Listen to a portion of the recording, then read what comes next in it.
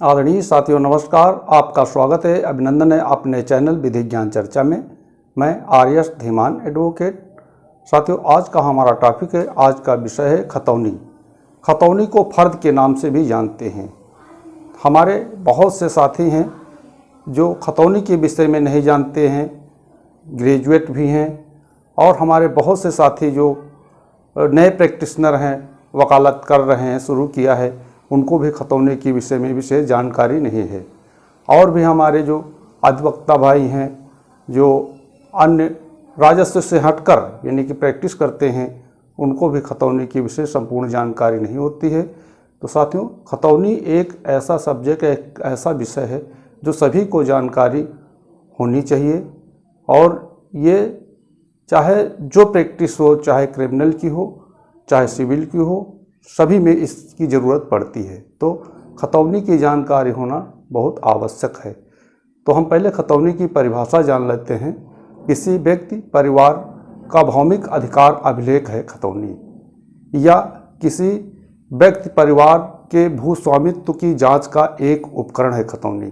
तो साथियों, आज हम खतौनी देखकर समझेंगे कि खतौनी क्या होती है, फर्द क्या होती है, खतौनी में भूमि से संबंधी किन किन बातों का, किन किन तथ्यों का उल्लेख होता है।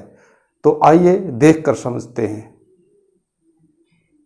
जब हम तहसील या अंचल कार्यालय से खतौनी प्राप्त करते हैं कंप्यूटराइज, तो सबसे ऊपर देखते हैं खतौनी में अंकित होता है उद्धरण खतौनी। उद्धरण खतौनी का मतलब होता है निकाली गई खतौनी। उसके दाहिनी तरफ उद्धरण क्रमांक अंकित होता है। जो हम खतौनी प्राप्त कर रहे हैं वो किस क्रमांक से जारी हो रही, वो क्रमांक अंकित होता है। उसके बाईं तरफ ग्राम का क्रमांक, जिस ग्राम की खतौनी हम प्राप्त कर रहे हैं उस ग्राम का क्रमांक क्या है। फिर ग्राम का नाम, जिस ग्राम से संबंधित खतौनी उस ग्राम का नाम लिखा होता है। जैसे इस खतौनी में लिखा हुआ है ग्राम का नाम उत्तरगांव। उसके बाद परगना का नाम, जिस परगना से संबंधित खतौनी उस परगना का नाम लिखा होता है। जैसे इस खतौनी में लिखा हुआ है परगना का नाम निगोहा। उसके बाद हम देखते हैं तहसील का नाम, जिस तहसील से संबंधित खतौनी है उस तहसील का नाम लिखा होता है। जैसे इस खतौनी में लिखा हुआ है तहसील का नाम मोहनलालगंज। फिर जनपद का नाम, जिस जनपद से संबंधित खतौनी है उस जनपद का नाम लिखा होता है। जैसे इस तहसील का नाम, जनपद का नाम लखनऊ लिखा हुआ है। फिर फसली वर्ष इसमें साथियों अंकित है, लिखा हुआ है 1418 फसली से 1423 फसली, यानी जो फसली वर्ष होता है खतौनी में लिखा होता है, ये 6 साल का अंतराल इसमें होता है। जैसे 1418 से 1423 फसली में 6 साल के लिए बनी है, 6 साल के बाद ये बदल जाती है। उसके बाद हम देखते हैं हमारी खतौनी को 13 कॉलमों में बांटा गया है। नंबर 1 कॉलम में खाता खतौनी क्रम संख्या लिखी होती है, यानी कि ग्राम में हमारी खाता खतौनी क्रम संख्या क्या है वो लिखी होती है। जैसे इस खतौनी में लिखा हुआ है 871 खाता संख्या। उसके बाद हम देखते हैं कॉलम नंबर 2 में खातेदार का नाम, पिता पति संरक्षक का नाम व निवास स्थान। जैसे कि इसमें इस खतौनी में लिखा हुआ है श्रीमती शिवदेवी, पत्नी विधवा, नन्हे, निवासी ग्राम। यदि एक खातेदार हैं तो एक खातेदार का नाम और उसके पिता का नाम और उसका पता लिखा होगा। यदि कई खातेदार हैं तो प्रत्येक खातेदार का नाम और उनके पिता का नाम और उनका पता लिखा होता है। अब देखते हैं कॉलम नंबर 3 में भौमिक अधिकार प्रारंभ होने का वर्ष। जिस सन फसली वर्ष में इस भूमि पर हमें भौमिक अधिकार प्राप्त हुआ है वो भौमिक अधिकार वर्ष यानी सन फसली वर्ष लिखा होता है। फिर उसके बाद कॉलम नंबर 4 में खाते के प्रत्येक गाटे की खसरा संख्या, खाते में जितनी भी गाटा संख्याएं, खसरा संख्याएं, खेत संख्याएं हैं इसी कॉलम में लिखी जाती हैं। जैसे कि इस खतौनी में लिखा हुआ है 808 गाटा संख्या। साथियों, गाटा संख्या किसी ग्राम की समस्त भूमि को टुकड़ों में बांटा जाता है और प्रत्येक टुकड़े का नामकरण किया जाता है अंकों में। जो अंक हमारे नाम से दर्ज होता है, हमारी भूमि का होता है, वो हमारी खाता खतौनी में अंकित किया जाता है। तो अब हम देखते हैं कॉलम नंबर 5 में प्रत्येक गाटे का क्षेत्रफल। इस खाते में जितने भी गाटे हैं, यदि एक गाटा है तो उस गाटे के सामने उसका क्षेत्रफल हेक्टेयर में लिखा होता है। यदि एक से अधिक गाटा हैं तो प्रत्येक गाटे के सामने उसका क्षेत्रफल हेक्टेयर में लिखा होता है। जैसे कि कॉलम नंबर 5 में लिखा हुआ है, गाटा संख्या 808 का रकबा यानी क्षेत्रफल 0.3100 लिखा हुआ है। उसके बाद कॉलम नंबर 6 में खातेदार द्वारा देयमाल गुजारी, यानी जो इस खाते में खातेदार हैं उनको माल गुजारी कितनी देनी है, लागान कितनी देनी है, राजस्व कितना देना है, वो अंकित होता है। उसके बाद हम देखते हैं कॉलम नंबर 7 से 12 में लिखा होता है परिवर्तन संबंधी आज्ञा या उसका सारांश, उनकी संख्या तथा दिनांक सहित और आज्ञा देने वाले अधिकारी का पद।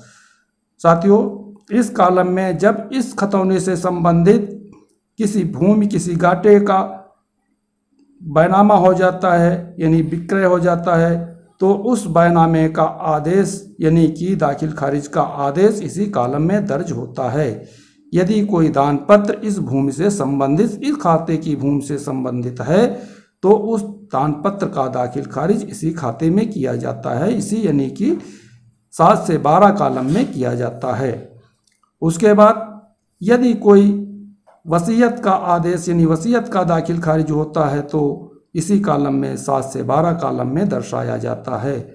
उत्तराधिकार के आधार पर कोई नामांतरण यानी कि आपका जो है दाखिल खारिज को कोई होता है, वरासत कोई होती है, तो इसी कॉलम में अंकित होती है। जैसा कि इस खतौनी में अंकित है, आदेश राजस्व निरीक्षक मोहनलालगंज पाका 11 खा दिनांक 15/4/17 खाता संख्या 871 से मृतक श्रीमती शिव देवी के स्थान पर प्रवीण चंद्र अंशु पुत्र मुन्नूलाल व श्रीमती शैल कुमारी पत्नी मुन्नूलाल निवासी ग्राम का नाम बतौर वारिस दर्ज हो।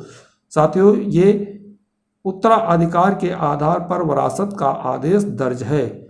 उसके बाद हम देखते हैं कॉलम नंबर 13 में टिप्पणी। यदि इस खाते की भूमि पर किसी गाटा संख्या पर कोई भी खातेदार केसीसी कार्ड बनवाता है या किसी प्रकार का बैंक से ऋण प्राप्त करता है तो उसका बंधक इसी खाते में दर्ज किया जाता है। उसके बाद साथियों देखते हैं कि हमारे यहाँ जो है अंश निर्धारण की कार्रवाई चल रही है। जब अंश निर्धारण की कार्रवाई हमारे यहाँ होगी तो खतौनी में 14 कॉलम हो जाएंगे। उस कॉलम में प्रत्येक खातेदार यानी कि सह खातेदार का अंश अंकित किया जाएगा कि प्रत्येक गाटे में उसका कितना अंश बनता है। अब उसके बाद हम देखते हैं साथियों, ऊपर हम जहाँ पे हमारी कॉलम संख्या लिखी हुई है उसके नीचे हम देखते हैं लिखा हुआ है श्रेणी 1 का भूमि जो संक्रमणीय भूमिधरों के अधिकार में हो। ये अंकित होता है कि हमारी भूमि किस श्रेणी की है, वो अंकित होता है।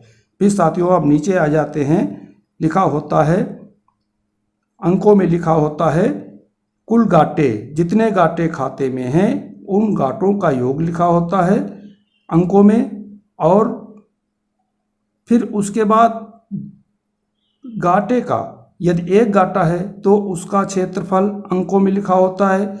यदि बहुत से गाटा हैं या एक से अधिक गाटा हैं तो प्रत्येक गाटे का क्षेत्रफल का टोटल अंकित होता है। जैसे कि यहाँ पे अंकित है 0.3100 और उसके आगे लगान यानी माल गुजारी अंकित होती है, वो अंकों में अंकित हुई। जैसा कि यहाँ अंकित है 13.55।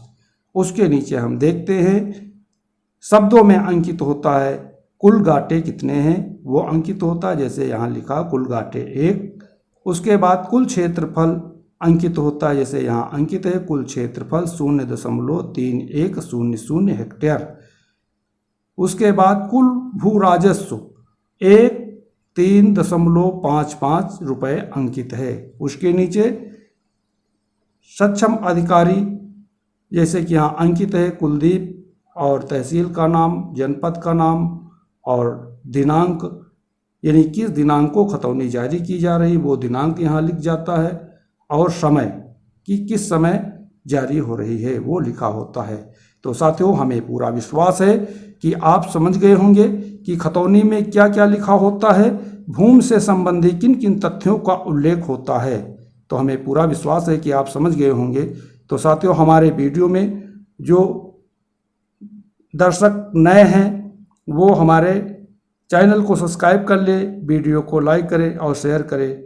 आज के वीडियो में बस इतना ही। अगले वीडियो तक के लिए नमस्कार।